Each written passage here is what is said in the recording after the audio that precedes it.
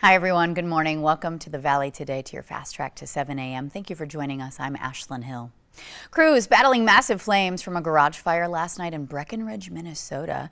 It happened around 6 p.m. Police scanner traffic indicating several streets were closed and a neighborhood potentially evacuated. Breckenridge police tell Valley News Live that it likely started due to a bonfire being too close to the garage. The fire chief telling us due to those high winds, once the fire started, the entire garage was engulfed in flames within 10 minutes. A neighbor's garage and vehicle also catching fire. Then that fire reignited briefly just before 9 p.m. Luckily, no injuries have been reported. The official report from the fire inspector is expected in the coming days. Fargo police asking the city commission to help them expand their license plate reader programs known as Flock. Police Captain Bill Alfeld giving the presentation during the finance committee meeting yesterday. The department putting up 21 license plate readers and 5 cameras across the city back in June, part of their pilot program. Police say the system has already helped in solving more than 50 cases, and now they would like to expand the program further. The Grand Forks School Board holding a public hearing on the district's preliminary $130 million budget last night, and the board voted unanimously to approve it. The district also approving a bid of roughly $1.5 million to update safety and security at Red River High School. Discussion there indicating that the work will be done in the summers of 2025 and 2026. It was also discussed that the first change at the school will be relocating those admin offices. They want to move them to the entrance located near the south locker bays. Money has also been allocated to improve their push-to-talk security feature district-wide. Moorhead Area Public Schools recently celebrating a big grand opening of their brand new healthcare clinic. They've partnered with Family Healthcare to provide access to healthcare to students and their families. The clinic is located right there at the Moorhead High School Career Academy. It will be open during school hours. District leaders say it's not just for students, but it's for their families and even school staff as well. I think it's important for access. I think it's important for students and for staff to have the access to a clinic during the day that is, like I said, accessible, ease, right on a campus. The clinic again will be open from 8:30 to 4 p.m. every day during school hours. For more information, head on over to valleynewslive.com and click on this story.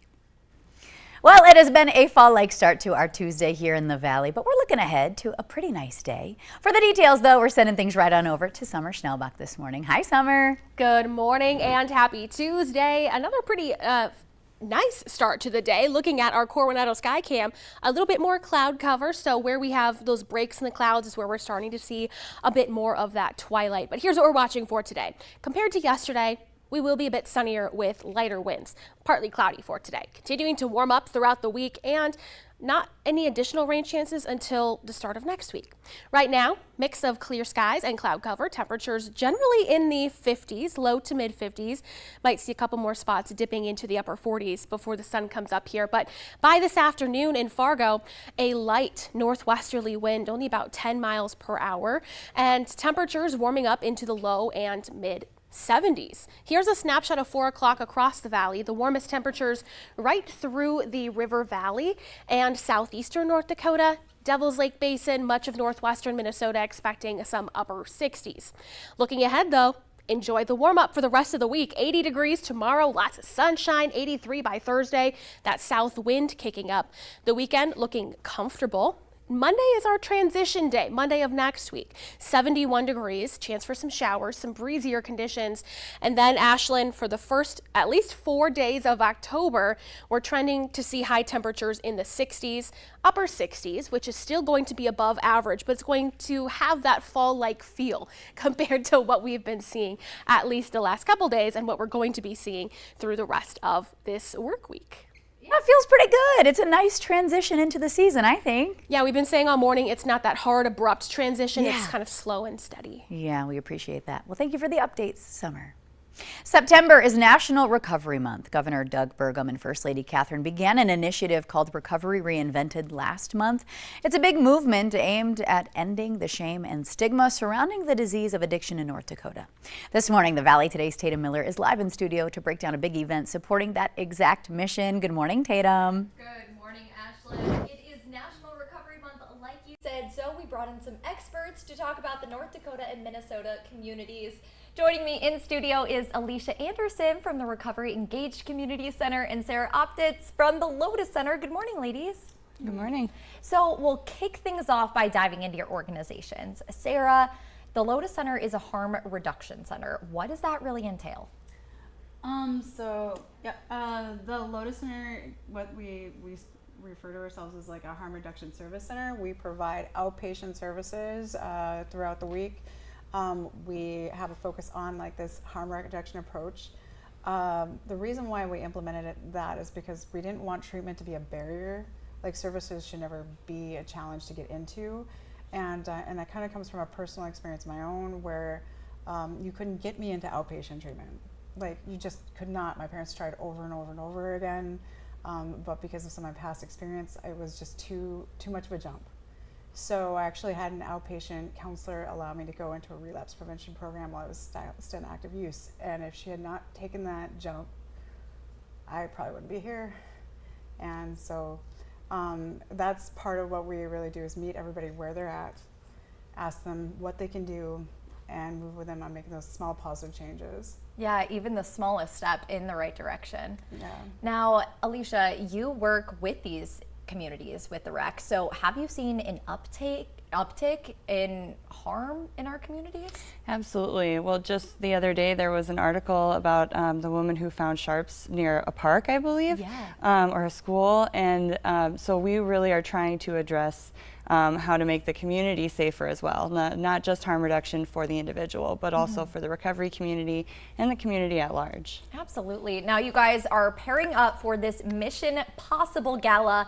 Originally the date was for tonight, but we want to continue to build the interest in our community. So we've pushed it back to December 3rd. Why are you guys partnering up, and where are these proceeds going? We really recognize that, services need to, services and community, like, really comes with recovery. Like, you can't have one without the other if you really want to see any success. Like, the treatment's a great start, but you really need the support of the people. And so that's where the partnership really is like, what can we do for outreach? What can we do after you get, onto your next steps in life? And so the proceeds and everything for this, we're hoping to do is just expanding the programming. The rec is doing outreach right now. We hope that it'll help with, we're actually developing a bus to get out to rural Minnesota areas, which are in such a huge need to get those services. The metro area, we have some, but it's a bit of a desert out there. And then we also are looking into establishing housing, because that's also an essential need for recovery. Yeah, absolutely. So we have this gala coming up. My last question is, where can we get tickets? So one of the biggest places is to check out everything that's going on at the rec over on Facebook, and then at the Lotus Center. We have it set up on Eventbrite. If you have any further questions, feel free to call us as well. We'd be more than happy to even show up over at the office and talk to you, or answer any questions that you have. All right. Well, thank you so much for joining me this morning, ladies. And we'll also have an article up on valleynewslive.com where you can get your own tickets. And remember, the gala is pushed to December 3rd. That's all I have for you this morning. I'm Tata Miller for Valley News Live. Back to you, Ashlyn. I love that. Thank you so much for that information this morning. Well, yesterday was a huge day for our veterans as they visited the Korean War Memorial, FDR Memorial, Lincoln Monument, Arlington National Cemetery, and the Vietnam Wall. A very busy day, and it continues on today. And as Valley News Today's Alex Larson shows us, it rounded out one of the most heartwarming stories. Let's listen. We could probably do it without a letter opener. Oh, you think so? Yeah, I think we can. It was a memorable night for the veterans on the honor flight of North Dakota and Minnesota. Everybody had mail call today, and we all got all these letters from all these people that we didn't even think about for years, maybe 50 years. Mail call. Just like when these veterans were in the service. Well, most of mine are from my kids and my wife and my great-granddaughter, and wow, she can't even write yet, but I got a handprint from her, so that's good. So. Family and friends telling these veterans just how much them and their service means to them. My grandkids, from my sisters and nieces and aunts and wife. It's perfect. I love them, okay? I'm going to treasure them like I did when I got some overseas. And some, From Nate. even getting word from some they haven't spoken to in decades. I was overwhelmed. When the first guy got him, I thought, ain't nobody gonna send me a letter. And then everybody got letters. I got mail from classmates that I went to high school. That was just really, really super.